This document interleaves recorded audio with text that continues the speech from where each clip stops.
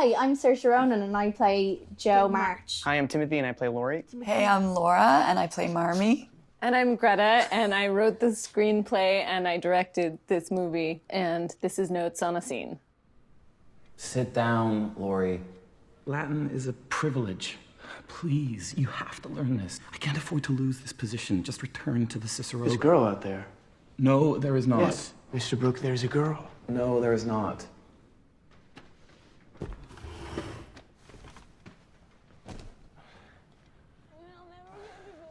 Oh, there is a girl. That's a girl. So this is in Theodore Lawrence, Laurie Lawrence's house with his tutor, John Brooke, and Timothy came up with this idea that he would be standing on a chair, and it was a good idea. It was funny. We wanted the Lawrence house to be very like grand and masculine and not cozy, but it was actually an interesting thing because the way that we structure the movie, we start in adulthood and that's one timeline and childhood is another timeline. I wanted childhood to have this golden glow, so we shot with a very specific filter, and it kind of worked against the coldness of the Lawrence house because it still had the golden glow of childhood. But so what we wanted to do was give it scale and density that would kind of impart that same coldness without actually having cold color, because we wanted to save that for the adult section. Hello there! Are you hurt? I'm Amy. Hello, Amy. I'm Laurie. I know, you brought my sister back after the dance. I would have never have sprained my ankle. I have lovely small feet, the best in the family. But I can never go home again because I'm in such trouble. Look, Mr. Davis hit me. Amy is fleeing because she's been hit by her teacher and she knows she's going to be in trouble, so she's running over to this house because she doesn't want to go home. And she's very sad. I was there when you shot that scene. Oh, yeah. And she did it like 20 times, like one after the other. It was amazing. And every single time it was hilarious.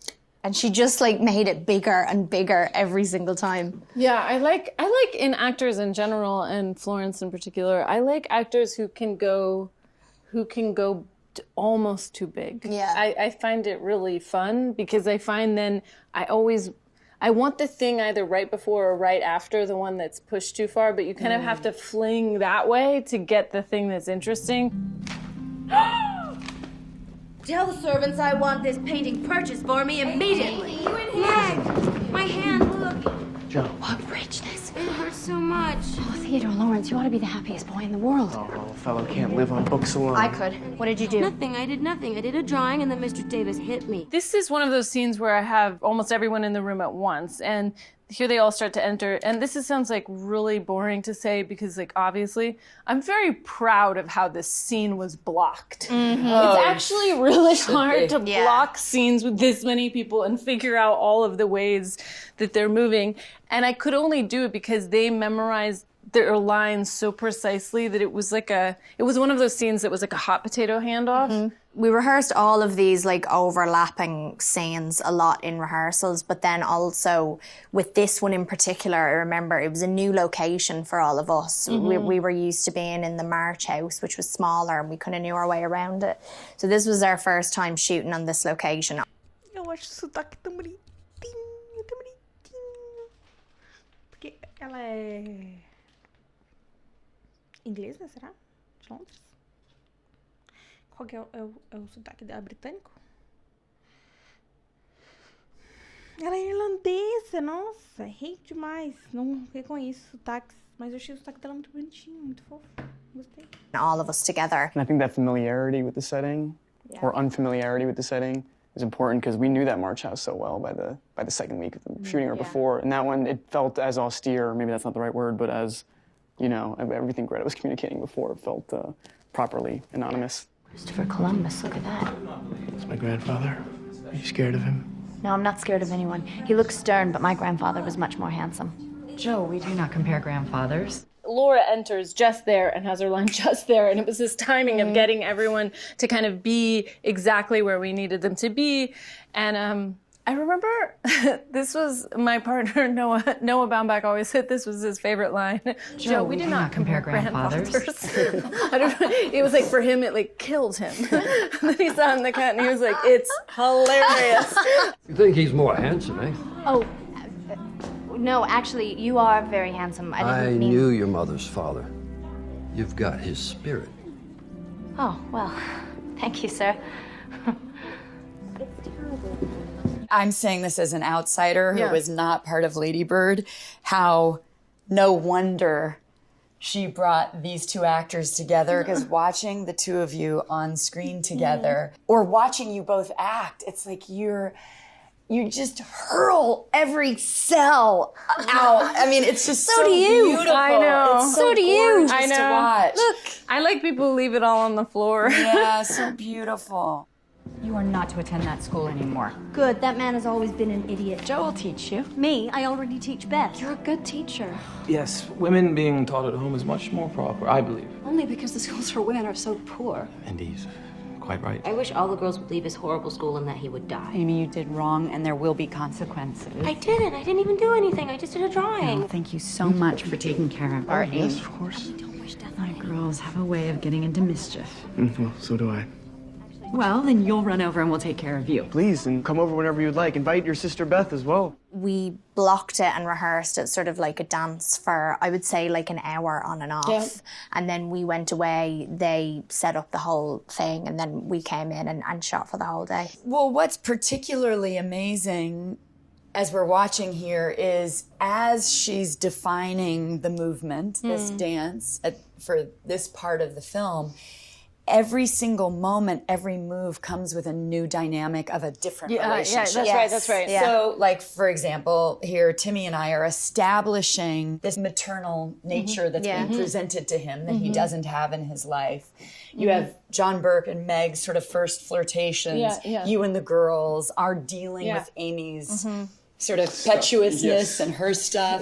Their dynamic. Chris, who's sort of a lovely sort of paternal figure in a way to all of us, and even me as someone who has the man who's left the home, but he's this neighbor overseeing us all. So that was an amazing thing. We were having to pay service to about 20 different dynamics. That's true. And it was this kind of like everyone's noticing a different thing. So Laurie's in love with Joe. Joe's in love with books. She's mad and annoyed at Amy. Meg is sympathizing with Amy, but Meg's also noticing John. John is really noticing Meg. Like all of these dynamics that keep shifting and kind of being inside of the emotionality of each character as they're moving around each other. It's a trick of not just where are you putting the camera, it's where are you putting your emotion with everyone? Because what you want to feel at the end of it is that you were in the room and you felt everything that everyone was feeling. And I love your filmmaking in this scene because it's like you never let the camera totally be at rest with it. Life is messy, you feel all these things, but it's not suddenly the director's choice to go, hey guys, notice this moment, it will be important later. It's just so fluid, which is gorgeous. I like things that kind of pass you by. Yes, Beth would adore the piano. Is she the quiet one? Yes, that's our Beth. Tell the little girl to use our piano. And Joe, borrow whatever book you'd like. Can I come look at the paintings? Yes. There's also a lovely greenhouse. We must go, girls. Mr. Lawrence, I'm going to take this. I'm going to take this one, if that's okay. Bring it back soon. Thank you. Well, actually, I don't know. I'll come back for my hair. Thank you. Thank you again. Oh, Miss Meg, you forgot your glove.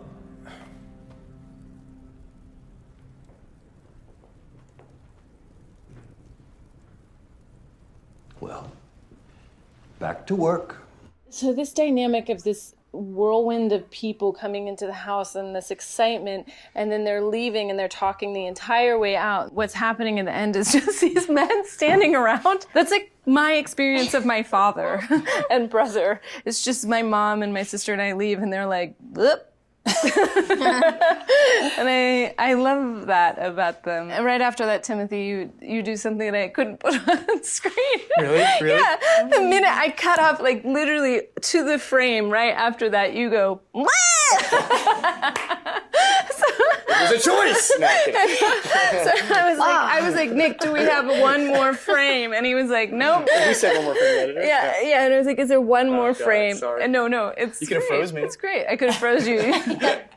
Correct me if I'm mistaken. This is the best that That's like the one I wear the most. This is the one you wear the most. We have a bunch of vests that actually Saoirse ends up wearing at different points. They end up switching vests the whole movie because they were, you know, their androgynous other half, which is something that Jacqueline invented with the two of them. And then you would always take your jackets off because you liked your billowy sleeves. Yeah. I'm not sure why. You didn't want to be encumbered by a jacket. The costume designer, Jacqueline Durant, she's an incredible costume designer. And I don't know, I find that you work with somebody who's an excellent head of a department. Ele tem quantos anos? Ele tá com uma cara tão de criança nesse filme. Era 2019. Não que, tipo assim, 2019 foi tanto tempo.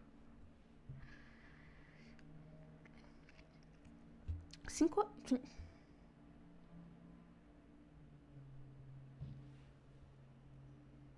Não. 5 anos. 5 anos. 5 anos, 2019, não. Aceito.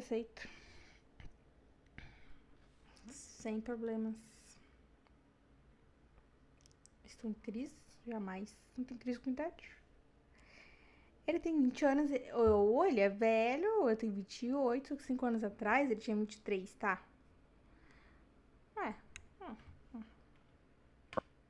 In movies, or I guess just in life, and then you realize like how good people can be at that job, kind of thing, and egoless. She's a very emotional costume designer. She always comes at it from an emotional angle, and I've been working with her since I was like 12. That's right. Oh, really? That's true. Yeah. She did On Atonement and Hannah. Yeah. And now this. And for me, it was very helpful to know that like the other girls had to wear a corset and I didn't. And Joe like chooses not to wear a hoop or sometimes even an underskirt. And so with the result, she just had this like freedom of movement and fluidity, and I could, you know, walk like a boy and I could slouch and I could, you know, do the Laura Dern hand move. So yeah, it all helped. Colour is always something that's very important. Like everybody has their colour. Amy has her blue skirt, which is her color. Saoirse, as Joe, has this red cape. É verdade, esqueci o nome da personagem. Da Florence. Amy. Realmente, bastante das roupas dela são azuis, se não tinha percebido isso. Amy has her blue skirt, which is her color. Saoirse, as Joe, has this red cape. And Emma, as Meg, always has green. And they have these specific colors. And this is hyper nerdy, but this green scarf that Emma's wearing, I remember the first time Jacqueline showed it to me and I thought, that is too bright, that feels like chartreuse. And she said, no. In the 1850s, they just figured out how to dye fabrics really outrageous colors. And we think of the past as being monochromatic because all of the photographs are sepia, but actually they were dyeing their ball gowns like bright orange or bright yellow and bright, you know, like these really bright electric colors. And so this woven scarf, which she had made, is actually with the dye that they would have had at the time. And then the other beautiful thing that I'm going to point out is Laura's colors, which is a little dimmer here, but all of Laura's costumes weave the colors of the four girls in her costumes because she is all of them in one, and different parts of her spirit went into each girl. And the same was true of her hair, that she had little pieces of each of them in her hair. And it was just those kinds of details of character that, to me, it's like what helps me believe in this world that we're making. And also, I make movies that I hope some nerdy lady will watch it 20 times and pick up on all this stuff, and I want them to have lots of goodies. Anyway, I tried to keep things together as much as possible, but there was no way with the schedule, we were doing 4 seasons, 10 years, 8 plot lines, and there was no way to keep all of those in order. We did shoot the end at the end. On schedule. On schedule. Mm-hmm. No reshoots. But they had to keep all of these things in their mind, so they always had to know where they were because we were flipping back and forth much more. I wish it was the 70s when we could just be like, see you in springtime. Yeah. Yeah. I'm just gonna go to Big Sur and work on my pottery. Wait, who inspired that? It's Richard Burton. Okay. There's like a weird... Really? Yeah, there's like You did pottery? There's a Richard Burton, Elizabeth Taylor documentary about that movie they did in Big Sur. And he's like, just drink a jug of wine and work on your pottery.